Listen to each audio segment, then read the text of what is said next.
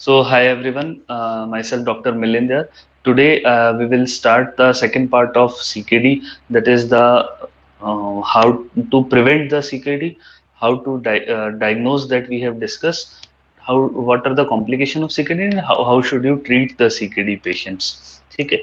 तो अपनों ने कल ये डिस्कस करा था कि सीकेडी किस पेशेंट को बोलना है और किसको नहीं बोलना, कम से कम 3 मंथ्स का ड्यूरेशन चाहिए. Causes most commonly throughout the world is diabetes. Other causes are analgesic nephropathy, medullary response kidney और जो कि इंडिया में आपको कॉमनली दिखेगा वो एनाल्जेसिक नेफ्रोपैथी और autosomal dominant polycystic kidney disease. ADPKD के बारे में एक इंपॉर्टेंट बात मैंने बताई थी क्या, कि it will affect all your systems. तो उसमें लिवर में भी सिस्ट होगी, ब्रेन में भी एन्यूरिज्म होगा और किडनी में भी सिस्ट होगी. So this is the all about what we have talked yesterday. Today we will discuss majorly the complication, treatment and prevention of CKD. ठीक है. तो सबसे पहले अपने पढ़ते हैं prevention of CKD. Prevention of CKD के अंदर क्या होता है कि there are only few drugs that are shown to slow the progression of CKD. That means आपने एक पेशेंट को डायग्नोज कर लिया कि अरे सीकेडी का पेशेंट है, ठीक है. तो अभी वो आपके पास है 2 क्रेटिनिन के पास, उसका क्रेटिनिन 2 है, उसके प्रोटीन यूरिया है, 3 मंथ्स तक रह लिया, आपने बोल दिया यार ये सीकेडी हो चुका है. अब आपका मकसद क्या है कि ये पेशेंट अगर आपने पुअरली मैनेज करा, उसका एनाल्जेसिक अब्यूज स्टॉप नहीं कराया, शुगर और बीपी कंट्रोल नहीं करा, तो that patient will land in CKD with in 3 years. तो वो उसका प्रोग्नोसिस बहुत पुअरली अफेक्ट कर देंगे. ठीक है, क्योंकि एक बार डायलिसिस पे आने के बाद the half life quality as well as the life of the patient decreases. तो what your purpose is to, वो पेशेंट अगले 10 साल में डायलिसिस में आता है या 20 साल बाद आता है, तो that years depend on you, है ना. क्योंकि आप उसको डायलिसिस को जितना लेट करोगे, that means you are improving the quality of your patient. बहुत बार मेडिसिन में सिर्फ लाइफ और डेथ नहीं होता, बहुत बार to control the simple things like BP, sugar, ठीक है, thyroid, these are the things that you do that actually makes a difference in the patient's life. तो इन दीज केसेस, जैसे एक पेशेंट 2 क्रेटिनिन के साथ आया, तो अगर आप उसका मैनेजमेंट अच्छे से करते हो तो वो 20 साल बाद सीकेडी में जाएगा, तो he will thank him for his life. लेकिन अगर आप अपने प्रिवेंटिव ड्रग्स नहीं देते तो वो 10 साल में सीकेडी में चला जाएगा. Now his life quality will decrease both of his and the family. So, what are the few drugs that are shown to decrease the progression of CKD? One all of you know is in the diabetics is ACE or ARB, Ramipril or Telmisartan. They are shown to decrease the intraglomerular blood pressure. ठीक है, कई बार ये भी directly question आ जाता है कि tell me how does the ACE और ARB slows the nephropathy. तो वो कैसे स्लो करती है, they decrease the intraglomerular blood pressure, तो decrease the damage to the glomerulus and hence improves the prognosis of the patient. तो एक तो आपने एस या एआरबी कर दिया. सेकेंड आप क्या कर सकते हो, second drug that is proven to decrease the mortality is SGLT2 inhibitors. मैंने आपको रिपीटेडली बताया कि SGLT2 inhibitors are the wonder drug of our century, क्योंकि ये शुरू हुई थी शुगर के लिए, लेकिन अब ये ड्रग बता रही है कि ये और भी चीजों में बेनिफिशियल है. Like it has proven to decrease the progression of the CKD. तो ये आप 60-70 GFR भी दे रहे हो और वो पेशेंट का क्रेटिनिन को इंक्रीज होने से, GFR को डिक्रीज होने से बचा रही है. Second is tablet soda bicarb. Because क्या होता है, whenever you have acidosis in your body, तो acidosis activate your complement system, और किडनी का कॉम्प्लीमेंट सिस्टम के द्वारा डिस्ट्रक्शन होता है, तो it increases the speed of CKD progression. तो आप उस एसिडोसिस को, सीकेडी के पेशेंट में जो एसिड खून में भर रखा है, उसको काउंटर करने के लिए क्या दोगे, आप बेस दोगे, that is known as soda bicarb. So that is also proven to decrease the progression of the CKD. And the third one only in the case of, ये जो तीनों मैंने बताए जनरल सिनेरियो हैं. जैसे डापाग्लिफ्लोजिन आप non diabetic में भी यूज कर सकते हो, जिसमें सीकेडी प्लस प्रोटीन यूरिया है, उसमें भी वो प्रोग्रेशन को स्लो करेगा. Last one is tolvaptan. Tolvak 10 आप यूज तो करते हो हाइपोनेट्रेमिया के लिए, लेकिन specifically studies have shown that in the patient of ADPKD, autosomal dominant polycystic kidney disease, Tolvak 10 has shown to slow the progression of the kidney disease. So इसका अब सबका रेलेवेंस मैं बताता हूँ, उससे पहले एक इंपॉर्टेंट वर्ड बता देता हूँ जिसका आंसर मैं लास्ट में दूंगा इस लेक्चर में, कि why we do not give SGLT2 inhibitor in type 1 diabetics। ये एक क्वेश्चन है। if anybody knows just write the answer right now, if you don't know wait for the whole lecture, in the end we will discuss it। so now the thing is, अब चारों के मैं आपको example बताता हूँ। One patient a 50-year-old male with known case of hypertension with a creatinine of 2.5 with a GFR of 54, बहुत सही है इसी, है ना, because SGLT2 inhibitors causes, I will tell you in the later on which type of DK, because it is specific for only this case। तो होता क्या है कि अगर एक पेशेंट है 50-year-old, उसका हाइपरटेंसिव है और डिसलिपिडीमिया का पेशेंट है, और उसका क्रेटिनिन है 3, और उसकी श्रंकन किडनी आ रही है 3 मंथ से, आप देख रहे हो GFR 50 है, that is CKD, you know it is CKD. अब आप, पेशेंट बोलेगा डॉक्टर साहब मेरा क्रिएटिनिन तो 3 है, मेरे को डायलिसिस तो नहीं करवाना पड़ेगा क्या, मैं डायलिसिस से कैसे बचूं, आप मेरे को ऐसी दवाई दे दो कि मेरे को डायलिसिस पे जल्दी ना आना पड़े। Now your role comes into play, you will give him, one option is if he has proteinuria you can give him dapagliflozin, ठीक है। Second option is if he is hypertensive you can give telmisartan with the monitoring of potassium। Third option is check his acid base balance, if he has acidosis you will give him soda bicarb, ठीक है। So that is how you will decrease the progression। Another example I will give you, a diabetic patient 50-year-old comes with a creatinine of 2, type 2 diabetic. तो what you will do is, आप acid base check करोगे, अगर थोड़ा भी base acidosis है you will give tablet soda bicarb, and also you will start dapagliflozin to decrease the progression of CKD. एक patient आया है, एक बच्चा आया है और वो हिस्ट्री दे रहा है, ही इज 28 year old, और वो बोल रहे हैं कि सर मेरे मदर के भी गुर्दे खराब हो गए थे, हमने टेस्ट कराया था, डॉक्टर साहब ने बताया था उनके गुर्दों में सिस्ट है, उनके गुर्दों में बहुत सारी स्वेलिंग आ रखी है, तो उन्होंने बताया कि आपको भी अपनी एडल्ट लाइफ में ध्यान रखना है, आपको भी दिक्कत हो सकती है, तो मैं आपके पास आया हूँ चेक कराने। आपने उसकी सोनोग्राफी कराई, उसकी सोनोग्राफी में भी आपको सिस्ट मिला और उसका क्रिएटिनिन बॉर्डर लाइन है 1.8। तो बोलेगा डॉक्टर साहब मैं नहीं चाहता कि मेरे को भी डायलिसिस की नौबत जल्दी आए, आप प्लीज ऐसी कोई दवाई लिख दो जिससे मेरा डायलिसिस का वक्त और डिले हो जाए, मैं लेट कराऊं डायलिसिस, जरूरत ना पड़े, मेरी किडनीज थोड़ी बच जाए। तो आप उसको बोलोगे यू शुड स्टार्ट टोलवाक 10।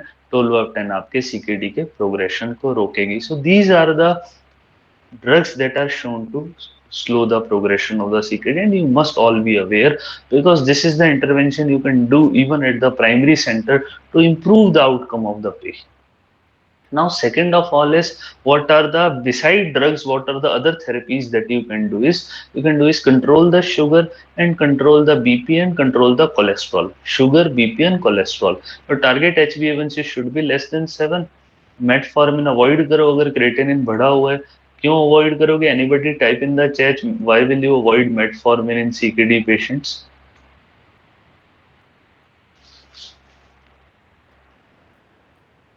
यार फार्मा तो सबने पढ़ी है, मेटफॉर्मिन का साइड इफेक्ट बताओ, 2 साइड इफेक्ट बताओ।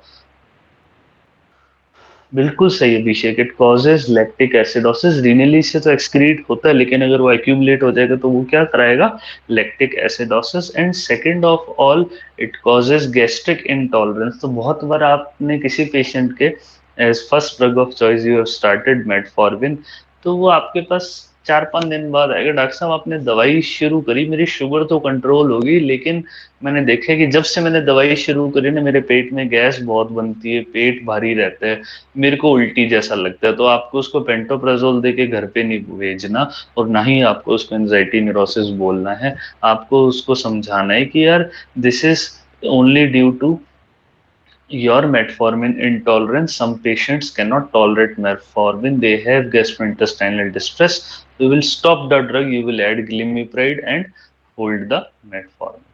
So these two are the side effects that you should be aware. तो ज़्यादा creatinine पे metformin नहीं देना है. सेकेंड ऑफ ऑल, इंसुलिन देना है अगर मेटफॉर्मिन ग्लिमिप्राइड नहीं दे पा रहे हो, और इंसुलिन हाफ डोज में यूजुअली बोला जाता है, आइडियली 80% डोज दे सकते हो, लेकिन at your level you can just for no, आपसे पेपर में कोई नहीं पूछेगा कि वैसे आइडियल डोज तो 80% ऑफ डोज की आइडियल डोज देनी चाहिए, लेकिन आपको डोज कहने का मतलब ये है कम देनी है. क्यों कम देनी है? क्योंकि insulin is also secreted by kidney. तो अगर आपकी किडनी खराब है तो इंसुलिन सिक्रीट आउट नहीं हो पाती, तो इंसुलिन की हाफ लाइफ बढ़ जाती है. और हाफ लाइफ बढ़ने के कारण क्या होता है कि जो आपने 4 यूनिट इंसुलिन दी है वो 8 या 10 यूनिट इंसुलिन की तरह काम करेगी, क्योंकि वो 2 घंटे में बॉडी से जाएगी नहीं, 4 से 6 घंटे के लिए रहेगी. तो see that is the paradox of life, कि बंदे का टाइप 2 डायबिटीज हुई, टाइप 2 डायबिटीज के अनकंट्रोल शुगर होने के कारण 10 साल बाद उसको सीकेडी हुआ. लेकिन जैसे सीकेडी हुआ वो बोलेगा डॉक्टर साहब अब मेरी तो मेरी शुगर कंट्रोल रहती है. So that is the paradox of life. एक बीमारी ने दूसरी बीमारी करी, और जैसी दूसरी बीमारी हुई वो पहले वाली सही हुई. क्यों? क्योंकि जैसे उस पेशेंट को सीकेडी होता ना, इंसुलिन तो उसके पहले भी बन रहा था, लेकिन अभी क्या हुआ कि अब वो इंसुलिन डबल टाइम तक उसके शरीर में रहता है. तो इवन विदाउट ओएच और even with 2 to 3 units of insulin per day ना, पेशेंट मेंटेन्स ग्लूकोज. और जैसे ही आप उसकी इंसुलिन 5 यूनिट बढ़ा दो तो immediately that patient will land in the hypoglycemia. So that is the paradox of life. Second of all, you should control the BP, and as far we earlier discussed, the first priorities are ACE inhibitors, second is calcium channel blocker, third is diuretics. तो आपको पहली दो drugs से usually control करना है BP, and these are the good drugs to control the BP. कभी भी S और एआरबी साथ नहीं देने, मतलब टेलमिसार्टेन और रेमिप्रिल साथ नहीं देना, because they will cause hyperkalemia, and we have earlier discuss hyperkalemia causes diastolic arrest and hypercalcemia causes systolic arrest of the heart. That is why we fear so much of the electrolytes. Then last is to control the cholesterol. Why? Because CKD के अंदर you have a stage of accelerated atherosclerosis. Atherosclerosis बहुत तेजी से बढ़ता है, और it is the most common. आपसे पूछा जाए सीकेडी में most common cause of death, तो आपको ना ही एक्यूट पल्मोनरी एडीमा बोलना, ना ही हाइपरकेलेमिया बोलना. Most common cause of death is coronary artery disease. क्योंकि सीकेडी के पेशेंट में क्या होता है, it is a constantly stressful situation for the physiologically for the body, and due to that there is increase accumulation of the lipids in the body, causing blockage of the body's blood vessel, atherosclerosis, and that will eventually cause coronary artery disease. ठीक है? तो most common cause of death in CKD is coronary artery disease. तो आपको cholesterol को control करना है. LDL से 100 से ज्यादा एलडीएल हो जाएगा तो you should give statins, atorvastatin and rosuvastatin. कोई बताएगा most common side effect of statins क्या है? Most common I am talking about, पहले भी डिस्कस हुआ 2-4 बार. बिल्कुल सही अभिषेक, है ना, डिरेंज लिवर फंक्शंस. तो किसी का भी स्टेटिन आप कराओगे ना, after 2 to 3 weeks you should get his LFTs done, you should see his SGOT and SGPT. उसके बाद अपना आता है लिपिड की गाइडलाइंस. मैंने नोट्स में डाल रखी है पूरी लिपिड की गाइडलाइन, एक 3 शब्दों में आपके आ जाएगी. any patient with any vascular disease, whether it is peripheral arterial disease, coronary artery disease, carotid artery stenosis, brain में स्ट्रोक हो गया है, थ्रोम्बोटिक, ठीक है, सब में स्टेटिन देना है, भले उसका एलडीएल 50 हो, भले ही वो एलडीएल नॉर्मल हो. Second of all, diabetes with LDL more than 100, statin देना ही देना है.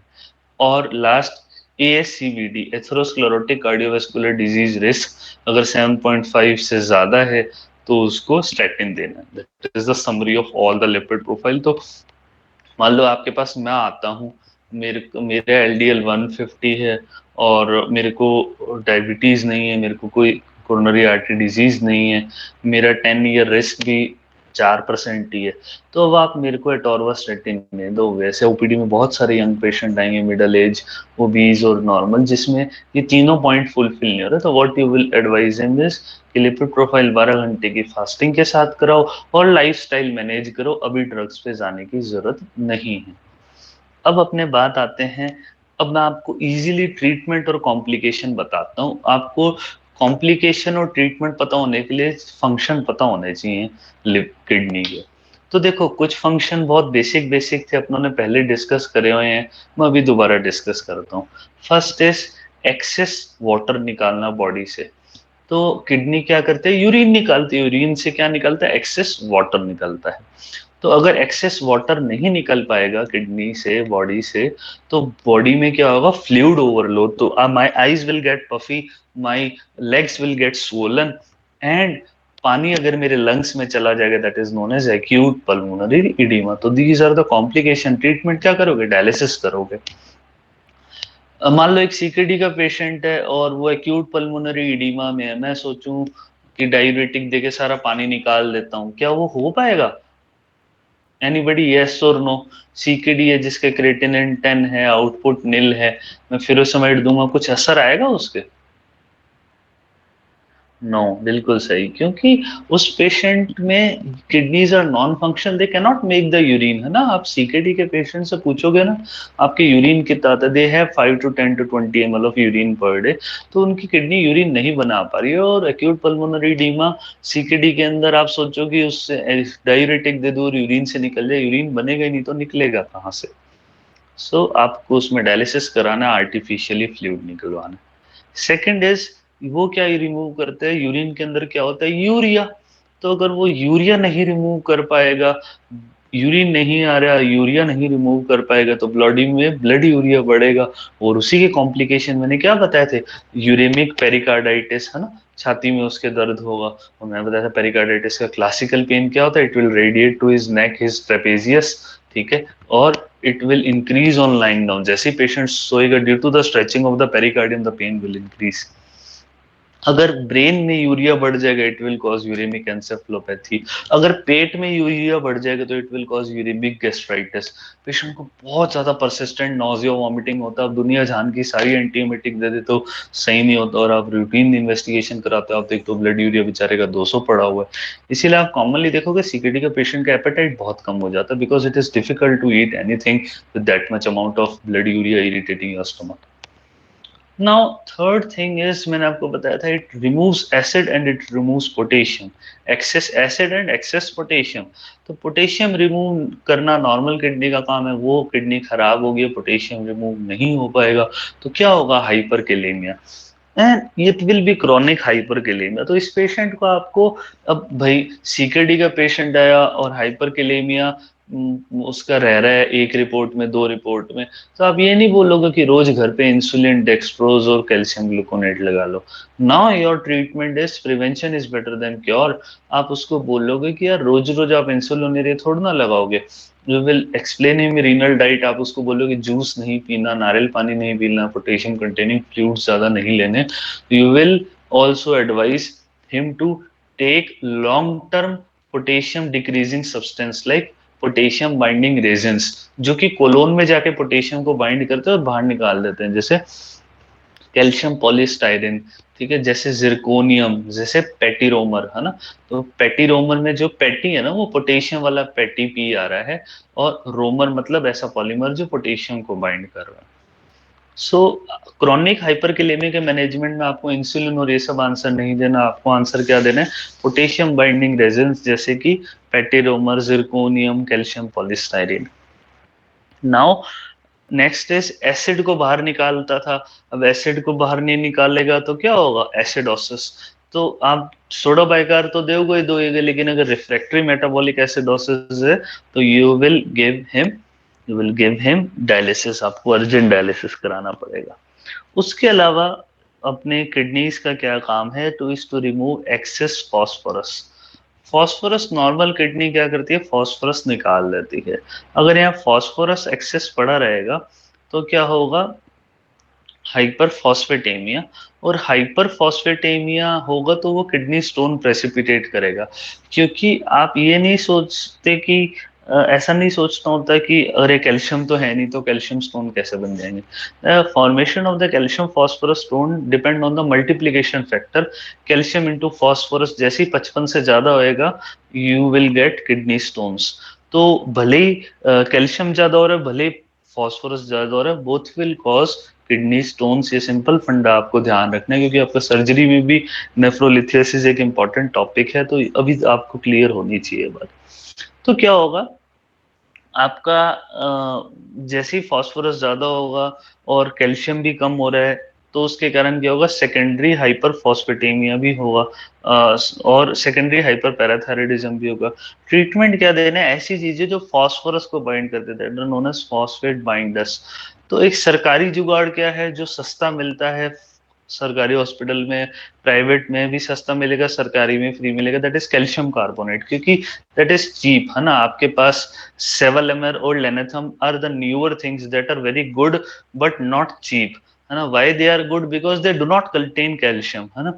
किसी पेशेंट को ऑलरेडी आप कैल्शियम ट्रायल दे रहे हो तो उसमें कैल्शियम बहुत बार सीकेडी पेशेंट में ज्यादा देने से ज्यादा हो जाता है, तो आप ऑलरेडी उसमें कैल्शियम ज्यादा और आप और दोगे तो it will cause more stones in the kidney.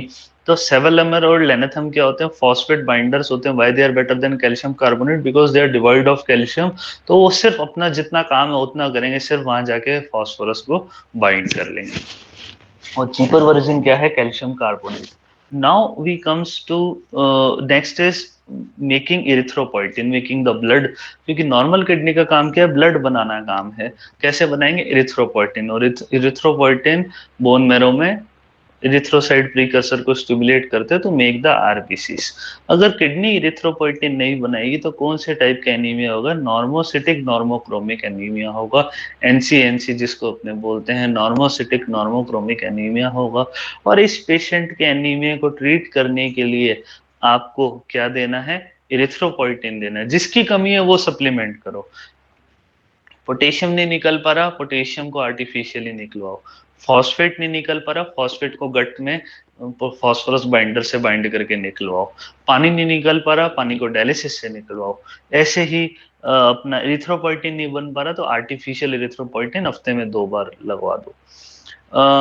उसके बाद आप इरिथ्रोपोइटिन का कोई भी एक बंदा साइड इफेक्ट बताएगा क्या होता है, इरिथ्रोपोइटिन लगाने से पहले आपको क्या कंट्रोल करने की जरूरत है पेशेंट में, कोई भी बताओ यार, एनीबडी। देखो ये हमारे को भी पहले नहीं पता था, काफी लेट जाके पता लगा यार। रीनल फंक्शन से एरिथ्रोपोइटिन नहीं, मेन होता है कि erythropoietin increases hypertension, so it is its side effect. तो जब भी आप एरिथ्रोपोइटिन स्टार्ट करते हो ना, always try to control the BP of the patient first, otherwise it will worsen the hypertension. और जो सीकेडी का हाइपरटेंशन होता है it is very resistant hypertension, because it is high renin hypertension. Now आपने erythropoietin के बारे में देख लिया, पोटेशियम के बारे में देख लिया। Finally we will come to vitamin D, जो सारी स्टोरी विटामिन डी की है जो टफ है। आपको देखो विटामिन डी का पाथवे पता होना चाहिए, बिकॉज ये, 1 सेकेंड है।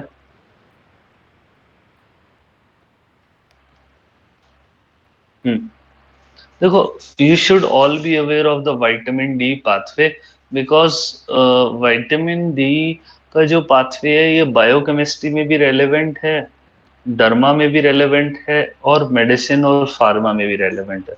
तो विटामिन डी का पाथवे बहुत क्रिटिकल है।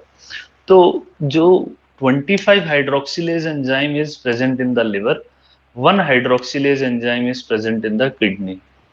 तो जैसे मान लो आप सबने अगर किसी के कभी ऐसे वीकनेस आई हो, तो you had got your routine test B12 and vitamin D done, तो आपने देखा होगा अगर आपका विटामिन डी कम आता है तो डॉक्टर आपको कोलेकैल्सिफेरॉल या विटामिन डी टैबलेट्स दे देता है। Why, because he knows your liver and kidneys are functional.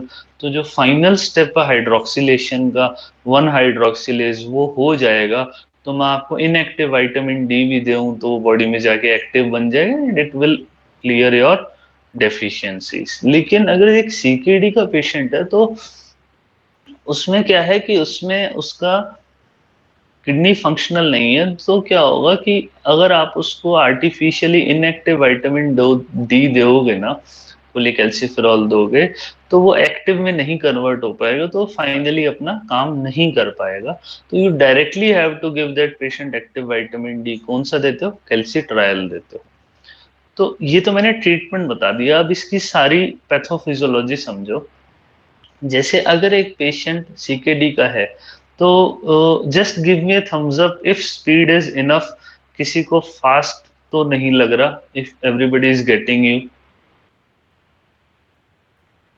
ठीक है यार, फास्ट लगे तो प्लीज डू टेल मी, है ना। तो होता क्या है कि अगर बहुत स्लो, ठीक है स्लो चलते हैं, अब आराम से चलते हैं, अभी फाइनल टॉपिक ही है अपना डिस्कशन का, ये हो गया तो आज का चैप्टर अपना पूरा हो जाएगा। तो देखो क्या होता है कि अपनी बॉडी के अंदर विटामिन डी कैल्शियम और फास्फोरस दोनों को ही बढ़ाता है। और पैराथायराइड का क्या काम होता है? कैल्शियम को बढ़ाना, फास्फोरस को कम करना। विटामिन डी का काम क्या है? दोनों को बढ़ाना, कैल्शियम और फास्फोरस को बढ़ाना। पैराथायराइड हार्मोन का काम क्या है? कैल्शियम को बढ़ाना और फास्फोरस को कम करना। और parathyroid is required for normal bone turnover. ये कम हो जाएगा तो बोन टर्नओवर बंद हो जाएगा, तो भी बोन कमजोर होएगी। और अगर ये पीटीएच बहुत ज्यादा हो जाएगा तो बोन का टर्नओवर बहुत ज्यादा हो रहा है, मतलब बोन का डिस्ट्रक्शन बहुत ज्यादा हो रहा है, तो भी बोन वीक हो जाएगी। तो it should be in ideal state. अगर ये कम होएगा तो एडायनेमिक बोन डिजीज होएगी, और अगर ये ज्यादा होगा तो हाइपरडायनेमिक बोन डिजीज होगी, जिसके बारे में बात करेंगे। तो PTH is necessary to have a normal level of bone metabolism, to have a normal level of bone remodeling. If it is low, there will be no bone remodeling, there will be no bone formation. If it is too much high, it is too much bone formation, that is too much bone destruction। क्योंकि remodelling का मतलब क्या होता है? एक जगह टूट रही है, एक जगह बन रही है। तो अगर बहुत ज्यादा पीटीएच हो, मतलब बहुत ज्यादा टूटना हो रहा है, इसका मतलब बहुत ज्यादा बोन डिस्ट्रक्शन होगा। दोनों कंडीशन में बोन वीक होगी। Now I will explain you the pathophysiology. क्या हुआ? एक पेशेंट है जिसका विटामिन डी कम है, सीकेडी का है। विटामिन डी कम होएगा तो उसका कैल्शियम लेवल क्या होगा? कम होगा। और जैसे ही कैल्शियम लेवल कम होगा तो there will be secondary hyper parathyroidism.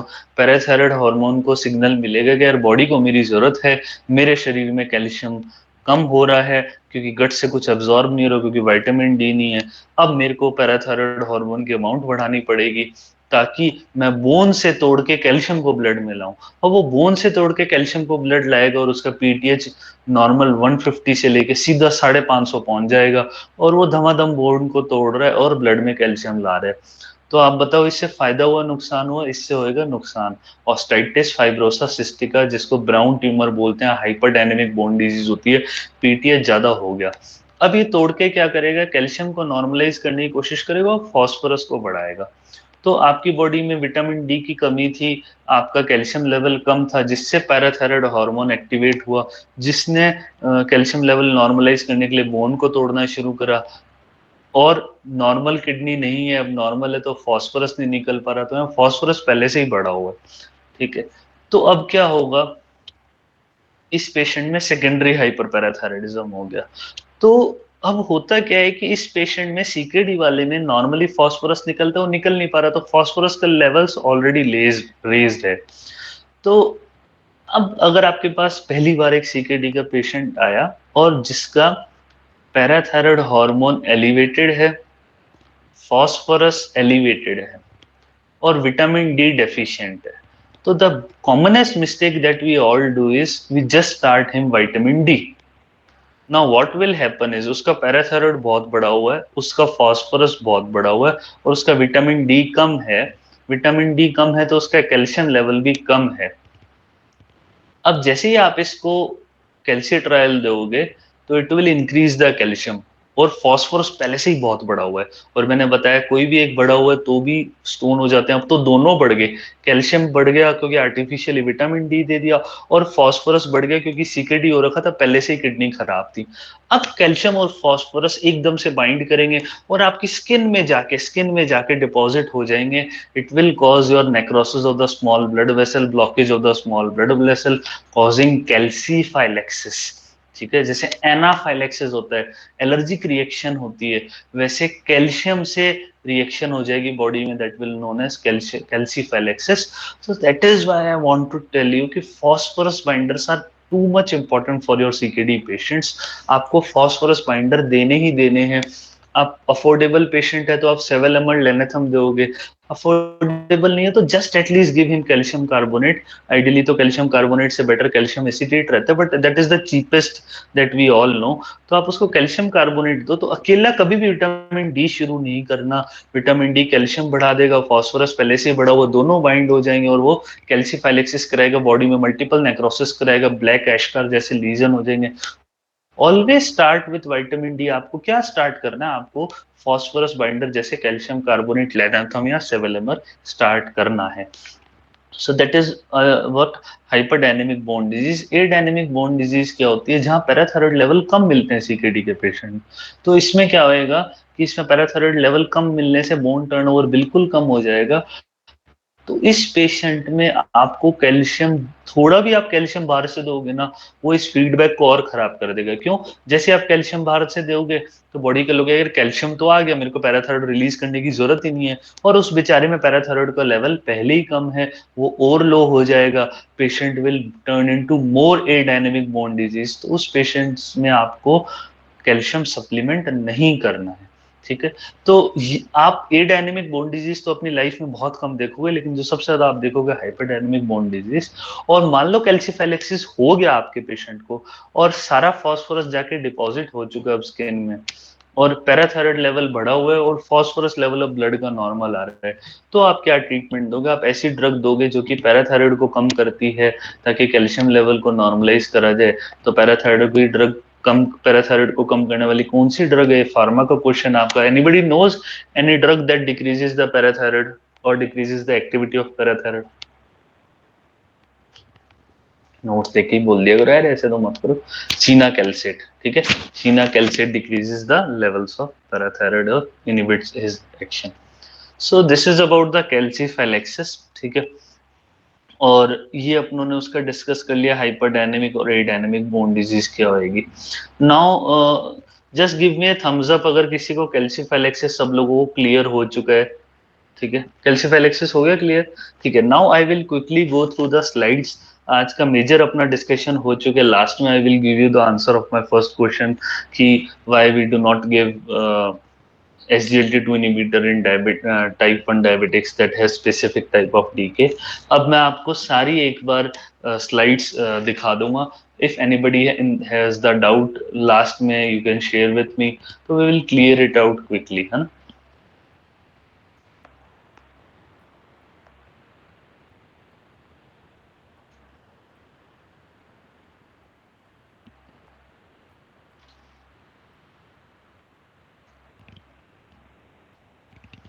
ये देखो यार, drugs that slows the progression of CKD, one is SGLT2 inhibitor जिसमें डापाग्लिफ्लोजिन एम्पाग्लिफ्लोजिन आता है।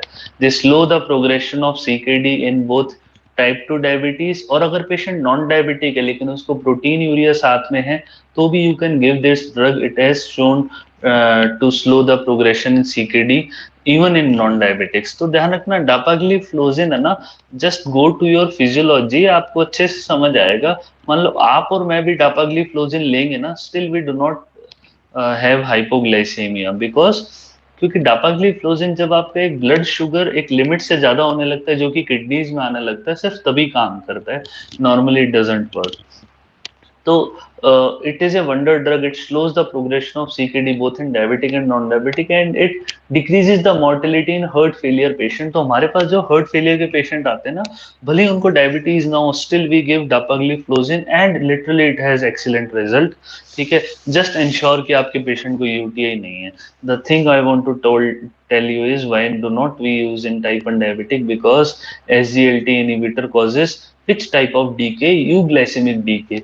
ठीक है, ये जरूर आपको ध्यान रखना है. नॉर्मली डीके में आपको डायबिटिक कीटोएसिडोसिस में शुगर मिलती है 300, 400, 500, 800, 600. लेकिन यूग्लाइसेमिक डीके क्या होता है? कोई पेशेंट टाइप 2 डायबिटिक का, हार्ट फेलियर का, सीकेडी का, और वो डापाग्लिफ्लोजिन रोज ले रहा था, और वो आपके पास आया शॉर्टनेस ऑफ ब्रेथ के साथ. आप देख रहे हो चेस्ट क्लियर है, लेकिन आपने फिर शुगर देखी, शुगर भी 150 है. आपने एबीजी करी, लेकिन एबीजी में पीएच मिल रहा है 7. तो ये कौन सा हुआ? यूग्लाइसेमिक डायबिटिक कीटोएसिडोसिस. कीटोन देखा +4 आए हैं. तो इस पेशेंट में आपको SGLT2 इनिबिटर अवॉइड करने हैं. तो type 1 diabetics are already more prone to DK. You will very very rarely see a type 2 diabetic patient presenting with DK, but you will see frequently type 1 diabetic presenting with DK. तो उन patient में आपको already DK का risk होता है. That is why you avoid SGLT inhibitor. Can anybody type in the chat what is the oral anti-diabetic drug that we can use in type 1 diabetes as well as in type 2 diabetes? कोई भी बताओ यार. Anybody in the chat? ऐसे मत करो यार, तुमने pharma तो सब लोगों ने पढ़ी है. लीराग्लूटाइड, हाँ यार ये यूज कर सकते हो. पुरानी ड्रग बताओ कोई जो जो बहुत ही एजड ड्रग है. That is thiazolidinidone pioglitazone, because those are insulin sensitizer. ठीक है, that works on both type 1 and type 2 diabetic. तो you should be aware कि मान लो एक टाइप 1 डायबिटिक आ रहा है और इंसुलिन की डोज बहुत ज्यादा है, और उसमें आपको लग रहा है कि यार डोज कम करने की जरूरत है, लेकिन कम नहीं हो पा रही और उस पर भी कंट्रोल नहीं हो रही, तो इट इज इंसुलिन रेजिस्टेंस. आप उसको पायोग्लिटाजोन दे सकते हो. और another thing I want to tell you about glitazone से saroglitazone is a thiazolidinidone that has proven to improve the outcome in fatty liver. ठीक है, तो you should be aware of saraglitazone. ये डायरेक्ट क्वेश्चन आता है. सो SGLT1 और 2 ये दोनों फिजियो के क्वेश्चन है. SGLT1 कहाँ होते हैं? कोलोन इंटेस्टाइन में होते हैं, ब्रेन में होते हैं, हार्ट में होते हैं, वहां ग्लूकोज अपटेक का काम करते हैं. SGLT2 सिर्फ किडनी में होते हैं. ऐसी ड्रग जो कि दोनों पे काम करती है, 1 और 2 पे, जो मैंने सारी बताई थी, डापा और empagliflozin, that are SGLT2 inhibitor. SGLT1 और 2 दोनों पे काम करते हैं, that is sotagliflozin. You should be aware. Other drug that shows to slow the progression of CKD अपनों ने डिस्कस करा था, टैबलेट सोडा बाइकार. ये अगर पीएच कम है तो ही देना है, बिकॉज एसिडोसिस कॉम्प्लीमेंट सिस्टम के एक्टिवेशन से किडनी का डिस्ट्रक्शन कराते हैं. तो अगर आप एसिडोसिस को करेक्ट करते हो तो भी पेशेंट की लाइफ क्वालिटी इंप्रूव कर रहे हो. ASARB अगर डायबिटिक पेशेंट आ रहा है तो उसको नेफ्रोपैथी में प्रोग्रेशन में स्लो करता है, और टोल्वाप 10 ADPKD के पेशेंट में सीकेडी का प्रोग्रेशन स्लो करता है. अदर प्रिवेंटिव मेजर अपनों ने, तो सिंपल सी बात है, बीपी कंट्रोल करो, शुगर कंट्रोल करो, कोलेस्ट्रॉल कंट्रोल करो. HbA1c टारगेट 7 से कम होना चाहिए. क्रेटिनिन 1.5 से ज्यादा तो मेटफॉर्मिन बंद कर दो, otherwise it will cause lactic acidosis. Better आप अब बड़े लेवल पे आ चुके तो आपको बोल रहे हैं GFR 45 से कम हो तो मेटफॉर्मिन स्टॉप करनी है. 50-60 GFR तक भी मेटफॉर्मिन दे सकते हो. कीप बीपी अंडर कंट्रोल, क्योंकि इसमें हाई रेनिन हाइपरटेंशन होता है, तो एस और ARB देना है. कभी भी दोनों को साथ नहीं देना है, और साथ दोगे तो डायस्टोलिक अरेस्ट हो जाएगा. डिस्कस करा था, hypercalcaemia causes heart stop in systole और hyperkalaemia in diastolic arrest. Cholesterol target less than 100 होना चाहिए. मोर देन 100 होते स्टैटिन शुरू करनी है. Most common side effect is liver derangement.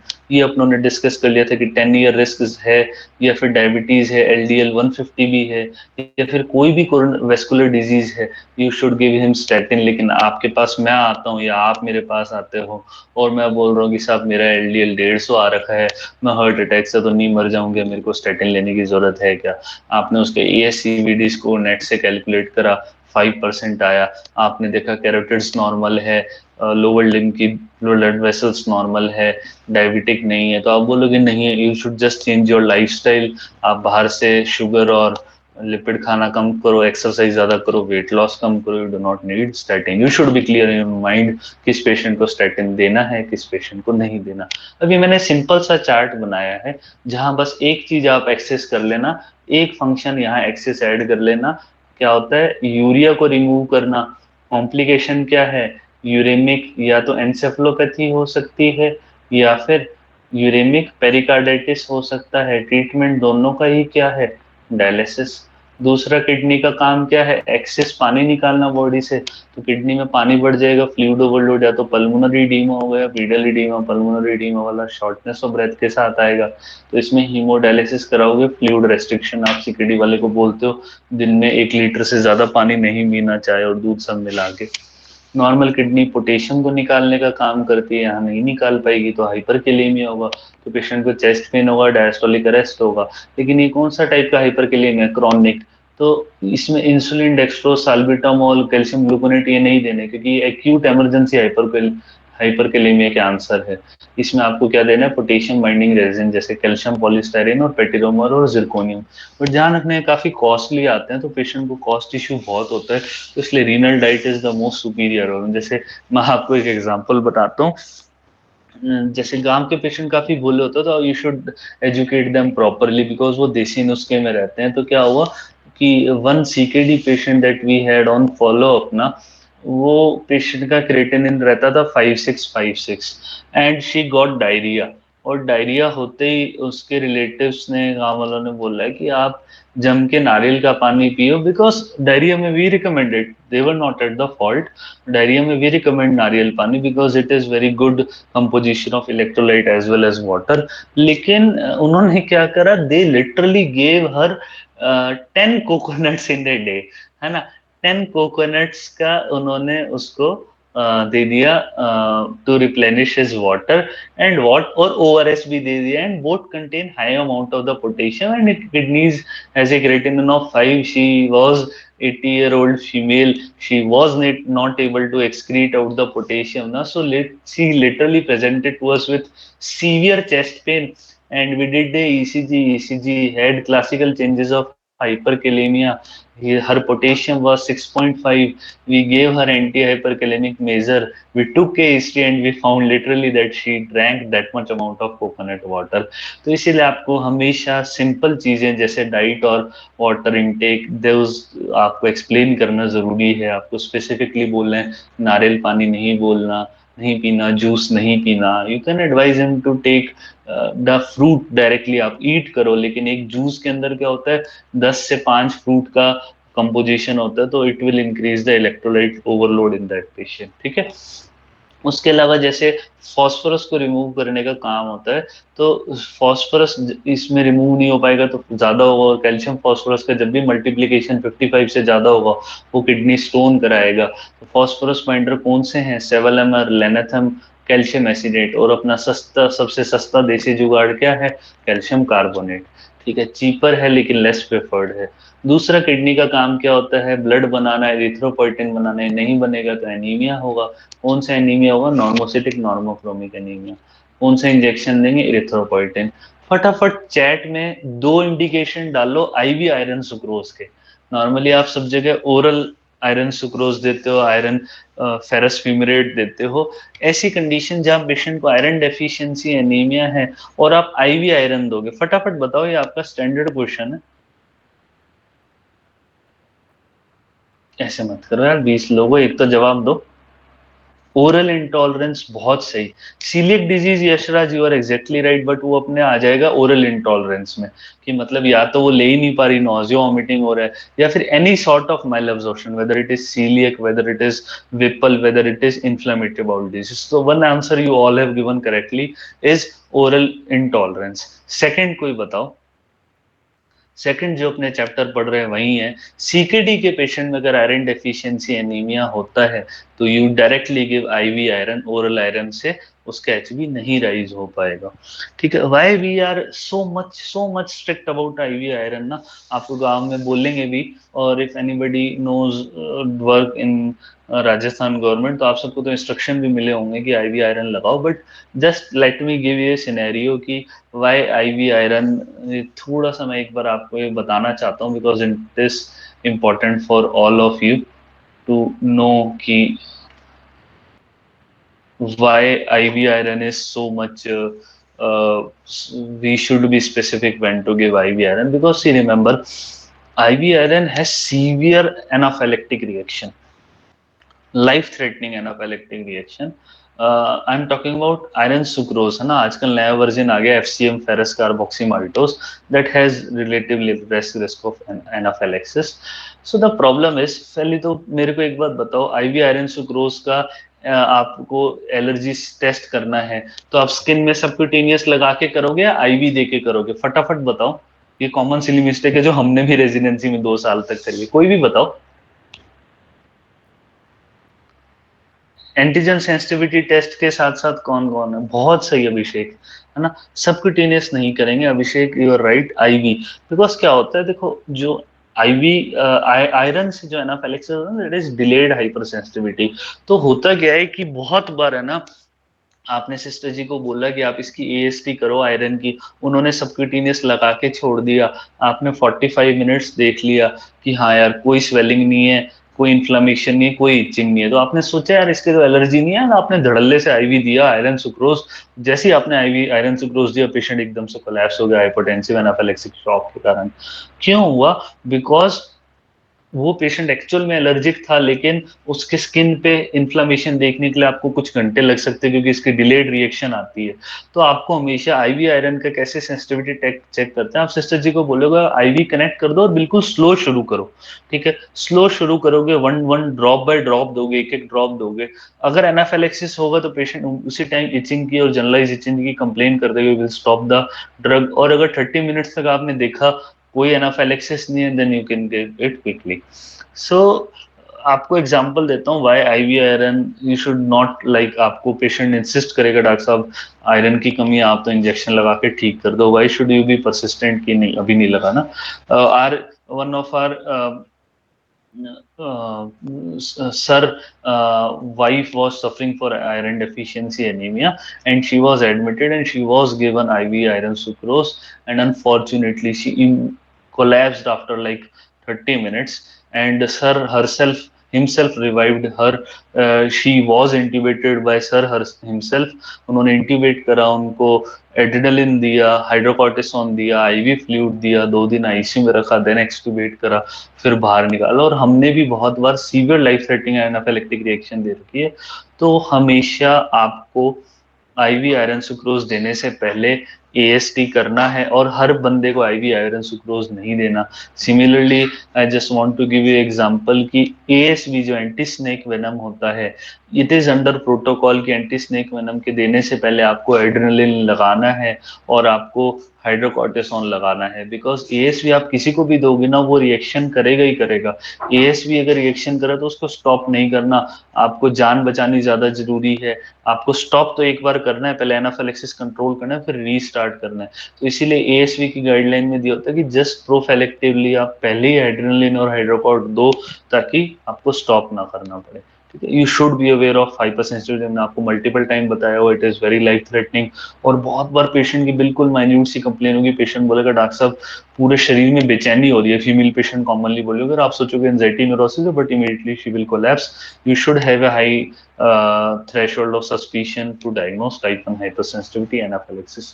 Finally last में अपने दोबारा आते हैं, जो भी अपना रिमेनिंग पोर्शन है उसको क्विकली खत्म करते हैं। ठीक है,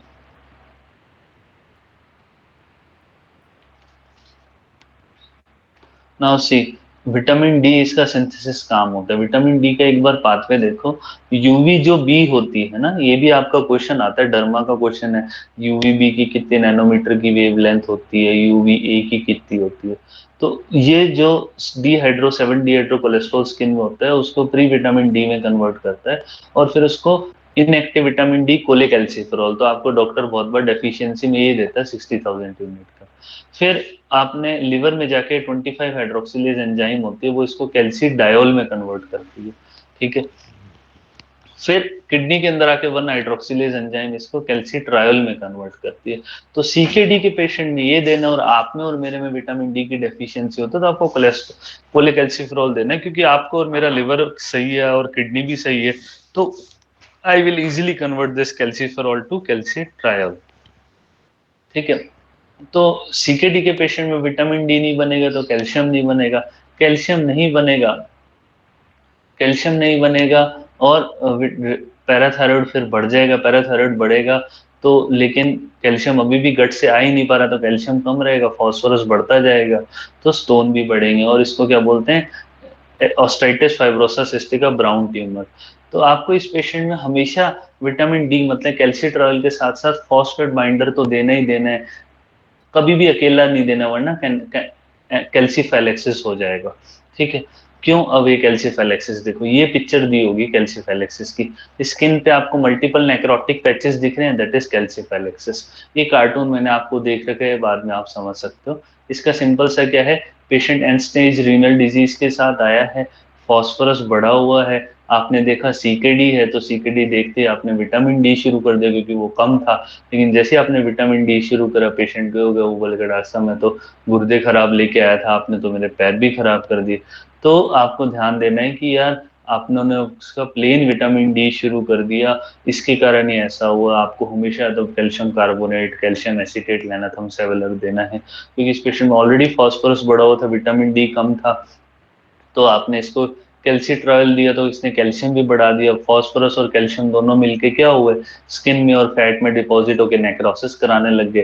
तो इसलिए आपको लेवसेवलेमर, लेनाथम या कैल्शियम कार्बोनेट, तो आप सिंपल ट्रीटमेंट पेशेंट को हर सीकेडी में, अगर आपने इंटर्नशिप में, कई लोग मेरे साथ भी होंगे, तो सीकेडी के मल्टीपल डिस्चार्ज कार्ड बनाते थे, उसके ट्रीटमेंट में क्या लिखते थे, कैप्सूल कैल्सिट्रॉल 0.25 माइक्रोग्राम ओडी और विटामिन डी3 प्लस कैल्शियम, ठीक है। और अगर कैल्सीफेलेक्सिस हो जाता है और पीटीएच बड़ा होता है और फास्फोरस नॉर्मल होता है, तो पीटीएच को नॉर्मल करने के लिए क्या दोगे, सीना कैल्सेट। कोई मेरे को बताएगा कैल्शियम कार्बोनेट और विटामिन डी टैबलेट सीकेडी वाले पेशेंट को कब लेने के लिए बोलेंगे, मॉर्निंग में एम्प्टी स्टमक या खाने के बाद? बताओ फटाफट। पेशेंट का कॉमन सवाल होता है, बाकी सब जगह तो अपने बोल देते हैं नहीं कभी भी ले लो। बिल्कुल सही प्रशांत, आफ्टर है और विथ हैवी मील्स, क्योंकि phosphorus is a bad thing, it is a good thing for you, ATP बिल्कुल सही है, ठीक है, लेकिन एक्सेस में it is a bad thing. और फॉस्फोरस कहाँ से आता है, अपने जो खाना खाते हैं उसमें से आता है, नॉर्मल किडनी उस खाने से फॉस्फोरस निकाल देती है विथ यूरिनेशन, लेकिन इसमें सब कुछ हो ही नहीं रहा। तो आप बोलोगे फॉस्फोरस के खाने के साथ आप कैल्शियम कार्बोनेट लोगे, ताकि वो कैल्शियम खाने वाले फॉस्फोरस को बाइंड कर ले, ठीक है, you should be aware. Finally CKD में दो टाइप की बोन डिजीज होती है, कौन कौन सी, एक हाइपर डायनेमिक और एडायनेमिक बोन डिजीज। हाइपर डायनेमिक होता है ऑस्टाइटिस फाइब्रोसा सिस्टिका, जिसको brown tumour, secondary hyper PTH और ऑस्टाइटिस फाइब्रोसा सिस्टिका बोलते हैं। पैराथायराइड फॉस्फोरस बड़ा होता है, कैल्शियम कम होता है, तो इसमें सिंपल सा फॉस्फोरस बाइंडर और एक्टिव कैल्सिट्रॉयल देना है, और अगर पीटीएच बहुत ज्यादा है तो यू कैन गिव सीना कैल्सेट ऑल्सो, ठीक है। लेकिन अगर पेशेंट है एडायनेमिक बोन डिजीज, ये आप रेयरली देखोगे, इसमें पीटीएच बहुत कम होगा और पेशेंट का एल्कलाइन फॉस्फेटेस कम होगा और कोई बोन फॉर्मेशन नहीं होगा, तो ये भी बोन आसानी से क्रैक कर जाएगी। तो इस पेशेंट में आपको कैल्शियम नहीं देना है, क्योंकि वो नेचुरल पीटीएच जो थोड़ा बहुत निकल रहा है उसको भी इनहिबिट कर देगा, और it will cause bone disfigurement, it will cause pathological fracture, ठीक है। So this was today's lecture. I hope it is clear to all of you. I will just stop the recording, then we will discuss the doubts. Okay, chalo yaar. Good night. It was nice. Tomorrow we will discuss further.